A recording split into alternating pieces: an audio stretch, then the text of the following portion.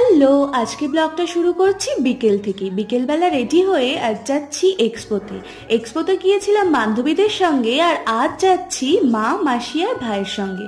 মাসি এসেছে, সেই জন্য ভাবলাম কোথায় যাই, তো চল এক্সপো থেকেই ঘুরে আসি। এক্সপো থেকে কি কি কিনেছি সেটা তোমাদের সঙ্গে পরে ব্লগে শেয়ার করব। আর ভীষণ গরম, সেই জন্য ঘেমে অবস্থা খারাপ। তারপরে চলে এসেছে একটা বাসনের দোকানে। মা আর মাসি গেছে আর বাসন কিনবে না, সেটা কি হয়? যাই হোক, আমি আর ভাই দুজন মিলে ওয়েট করছিলাম, মা আর মাসি সেই ফাঁকে কিনছিল। তারপরে আমরা দুজন চলে এলাম একটু দই ফুচকা খাওয়ার জন্য। ভীষণ সুন্দর বানিয়েছিল। আর সেটা খেয়ে সবকিছু শপিং করে চলে এলাম একটা রেস্টুরেন্টে।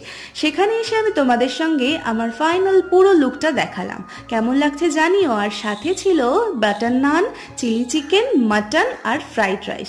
ভীষণ সুন্দর খাওয়া দাওয়া করে খেলাম শেষে আইসক্রিম উইথ হট গোলাপ জামুন। চলো এবারে বাড়ি ফেরার পালা। বাই।